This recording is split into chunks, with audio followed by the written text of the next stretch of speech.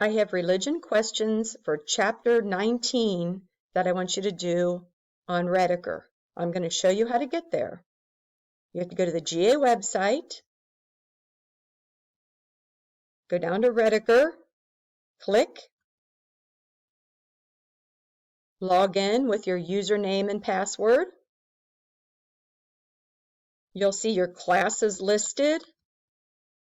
So I'm on my screen, so mine looks different than yours. Your classes will be listed and your grades will be right there. You're going to go to religion. Click on religion.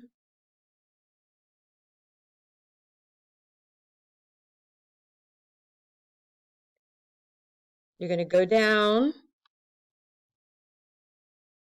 past assignments to class quizzes. You should just be able to click on those and it'll open. I have to click on this special little preview thing. If yours shows the drop-down box under select category, you want to go to chapter 19, choose the correct answer because I was just giving you the directions. I'm not going to go any farther because mine shows answers and I want you to put the answers yourself.